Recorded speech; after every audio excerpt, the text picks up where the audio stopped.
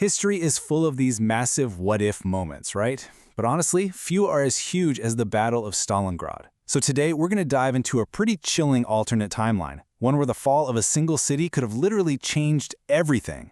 So, how could just one battle change everything? Well, it's a massive question for sure, but the answer? It's all about a chain reaction, a domino effect that starts right there on the banks of the Volga River and just spreads out across the entire globe, completely rewriting the end of World War II. Okay, to really get our heads around this alternate history, we've got to go back to one super specific, absolutely critical moment in time. A moment where the line between winning and losing was razor thin. We're talking mere city blocks. So, picture this. It's August 1942. The fighting in Stalingrad is brutal. It's street to street, room to room. And the German Sixth Army, they are so close to taking the whole city. Victory isn't just a possibility anymore. It's right there, literally within their grasp. So what happens the second that city falls? Well, that's when the first domino gets knocked over. And the immediate consequence? It's all strategic. The entire map of the war on the Eastern Front is about to get a complete rewrite. You see, Stalingrad was so much more than just a city with Stalin's name on it. It was all about location, location, location.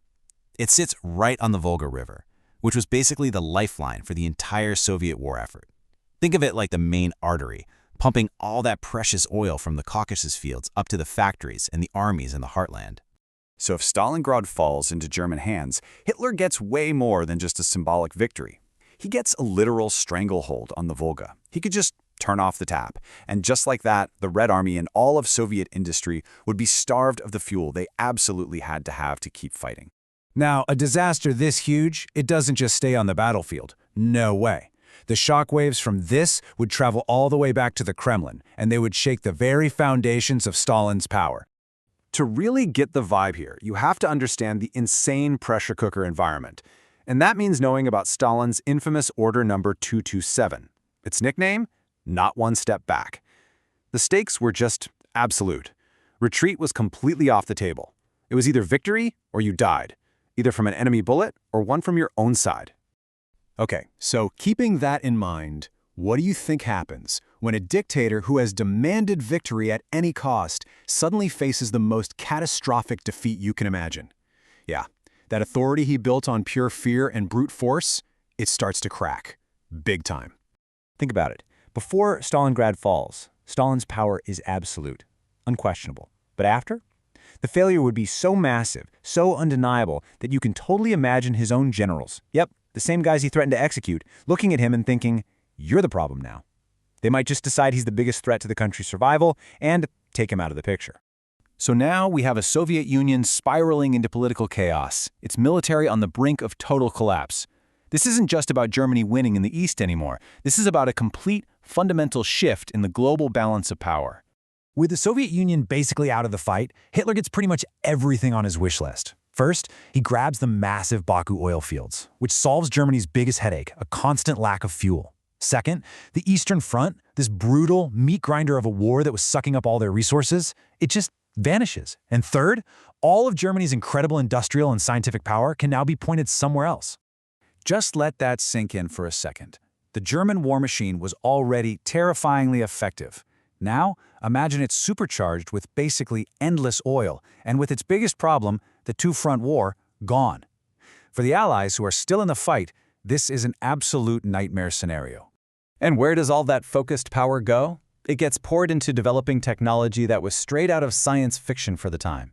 We're talking about rolling out the first jet fighters, the Me-262, on a massive scale. That alone would have completely dominated the skies. And then there are the V-2 rockets, actual ballistic missiles that could slam into cities from hundreds of miles away. The psychological terror would have been immense.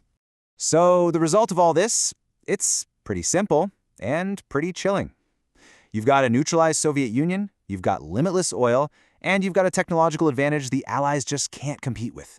The Third Reich becomes, for all intents and purposes, unstoppable. But hold on. Amidst all of this chaos, the military collapsing, a potential coup, this unstoppable German war machine, there is one last kind of mind-blowing twist to this story. And it's all about what was really going on inside the head of the man at the very center of it all. Stalin. So here he is, facing the complete annihilation of his country, maybe even his own overthrow. What do you think Joseph Stalin's #1 fear was in that moment? The obvious answer is losing the war, right? Or maybe losing his power or even his own life. And all of those would make sense, but they'd all be wrong. Turns out, his biggest fear was something way more personal and, honestly, a lot more symbolic. Believe it or not, his greatest fear was losing Lenin. Not the man, obviously, he'd been dead for years, but his actual preserved body, the ultimate symbol at the very heart of the Soviet state. And what this tells us is incredible. For Stalin, this battle wasn't just about oil fields or territory.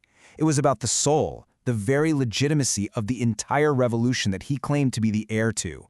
And that just leaves us with one final question to chew on.